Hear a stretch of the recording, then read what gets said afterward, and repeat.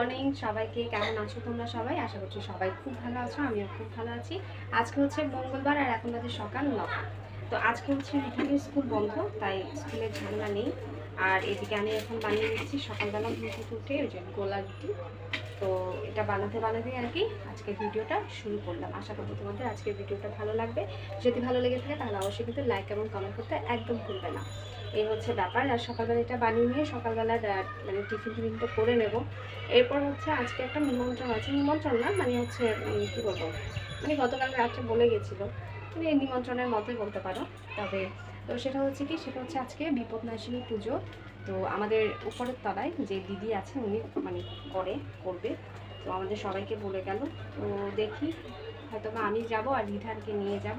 রিয়ানকে নেব না, রিয়ানকে ওর বাবা আসলে ওর বাবার কাছে রেখে তারপর যাবো। আর কী কী টুকিটাকি রান্নাবান্না করছি সেগুলো তোমাদের সাথে শেয়ার করবো। তো চলো আজকের ব্লগটা দেখতে থাকো, আশা করি তোমাদের ভালো লাগবে। সঙ্গেই থেকো ভিডিও শেষ অবধি।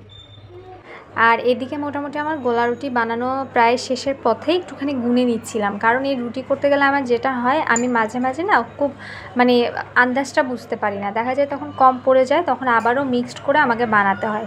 তার জন্য আমাকে প্রতিবার এটা গুনে মানে করতে হয়। যদি বেশি হয় তো ভালো, থাকলে পরে খাওয়া যায়, কিন্তু যদি কম হয়ে যায়, সবাই খেতে বসে যদি সবাই না খেতে পারি, তখন জিনিসটা একটু কেমন জানি হয়ে যায় না। তো মোটামুটি এখানে আমাদের বানানো হয়ে গেছে, আমার বানানো শেষ। আর এটা ছিল আমার শাশুড়ি মায়ের ঢাকনা, তো এটা এখনও আমি ইউজ করি, মানে খুব ভালো একটা জিনিস।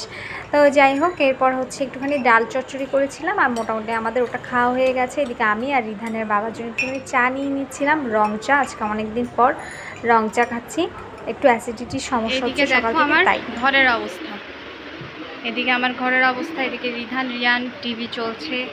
ওই রুমটা এখনও গোছানো হয়নি, এই যে এখনও অগোছালো অবস্থায় আছে, এটাকে গুছাতে হবে। আর এদিকে তো এই যে এই অবস্থা। আর তার মধ্যে আমাদের মিউ কোথায় গেছে খুঁজে পাচ্ছি না, মিউ কোথায়। আর এদিকে নেই। আর আমার গাছের অবস্থা খুবই খারাপ, গত বেশ কয়েকদিন যাবৎ গাছের মানে, আর গতকালকে এত পরিমাণ বাতাস হয়েছে যে গাছ পড়ে গেছে এই দুটো।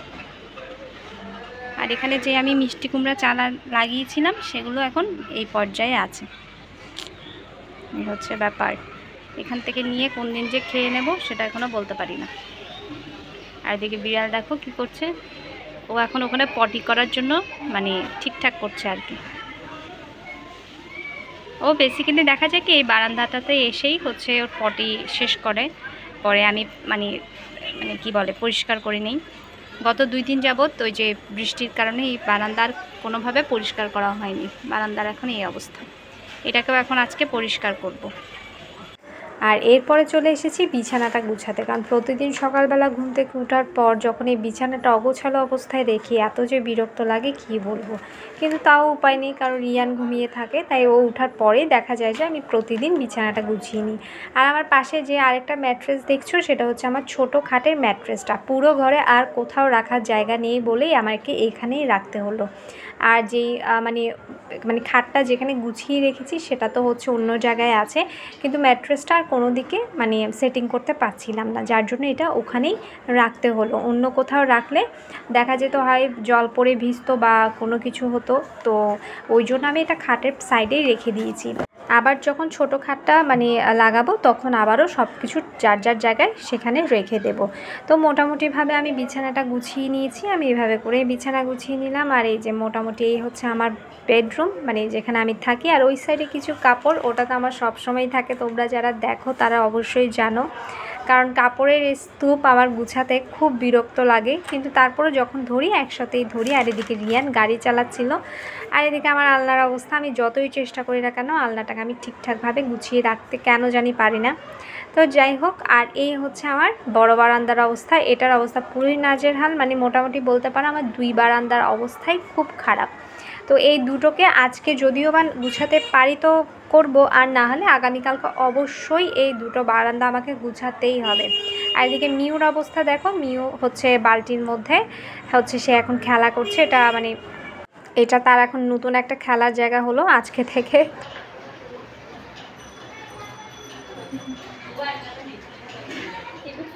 আর এই তো আমি বিপদনাশিনী পুজোতেও চলে এসেছি, আমি আর রিধান।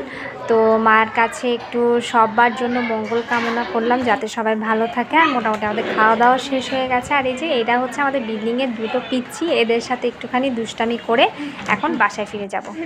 চলে আসলাম বাসায়, এখন বাজে 2:30। তো ওই যে বলেছিলাম যে উপরের তলায় আজকে বিপদনাশিনী পুজোর মানে জন্য নিমন্ত্রণ করেছিল, তো সেখানে গেছিলাম। সেখানে আমি আর রিধান গেলাম, রিয়ানকে নিইনি, রিয়ান ওর বাবার সাথে ছিল। তো আমি আর রিধান গিয়ে খাওয়া দাওয়া করে চলে আসলাম। আর মোটামুটি শাড়ি পরে গেছিলাম, প্রচণ্ড গরম। আর আরেকটু কিছুক্ষণ থাকতাম, কিন্তু ওদেরও গেস্ট এসছে, মানে মোটামুটি একটু ক্রাউডেড ছিল, তাই চলে আসলাম। এই হচ্ছে অবস্থা। ওই যে রিয়ান, কি হলো বাবা, কি হলো? ও জানতোই না যে আমি চলে গেছি। আমি গেছি জাস্ট আধ ঘন্টার মধ্যে খাওয়া দাওয়া করে চলে এসেছি। তো চলো আগে রিধানের বাবাকে খাওয়া দাওয়া দিব, এরপর প্রসাদ আনতে বলেছিল। তো আমি বললাম যে আপনি পরে আগে সবাইকে খাইয়ে দিয়ে নেন, মানে এরপরে আপনি আমাকে দেবেন, কোনো সমস্যা নেই, রিধানের বাবার জন্য। তার ওভাবে না মানুষ সামনে আনতে আমার জানি একটু কেমন কেমন লাগে। তো বলেছি দিদি পরে দেবেন, কোনো সমস্যা নেই, এ হচ্ছে ব্যাপার। তো চলো আগে রিধানের বাবাকে খাওয়া দাওয়া দিয়ে নিই, তারপর আবারও ফিরে আসছি। এদিকে আজকে রান্না বান্না এই যে ঢেঁড়স শুটকি, আর এদিকে একটুখানি সবজির তরকারি, আর এখানে আছে ভাত। তো এখন এদেরকে খেতে দেবো। রিয়ানের বন্দুক। তো চলো খেতে দেই ওদেরকে। তোমার কি হয়েছে? তোমাকে আমি ভালোবাসি না?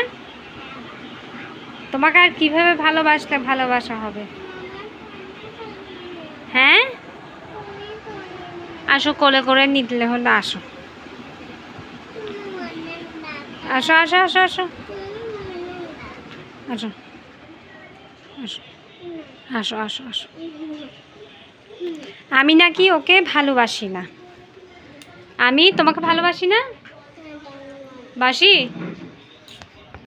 আর যে আমি উপরে খেতে গেছি না, আমার না সত্যি কথা বলতে রিয়ানকে ছেড়ে যে গেছি এতটা কষ্ট হচ্ছিল, মানে মনে হচ্ছিল যে ছেলেটা এখনও খায়নি, আমি খেয়ে নিচ্ছিলাম। যদিও বা আমি ওকে অন্য খাবার দিয়েছিলাম, ওর খিদে ছিল না তেমন একটা, তারপরও মা তো মানে কেমন যেন লাগছিল। আসলে সব জায়গায় আমি রিয়ানকে নিই না, কারণ ও তো ছোটো মানুষ, দুষ্টামি করবে, একটু দৌড়াদৌড়ি করবে, যদি আবার কেউ কিছু মনে করে, তাই আমি সব জায়গায় ওকে নিই না। ওই জন্য বাসায় এসে আগে ওকে খাওয়ানোর জন্য খুব হন্তদন্ত হয়ে গেছিলাম। রিধানের বাবাকেও অত তাড়াতাড়ি খাবার দিচ্ছিলাম না, মানে আমার ছেলের জন্য এত টেনশন হচ্ছিল ওকে কখন খাওয়াবো। আর আমরা যে খেতে গেছিলাম, তো সেখান থেকে হচ্ছে আবারও প্রসাদ পাঠালো, যেহেতু রিধানের বাবা যায়নি ওই জন্য।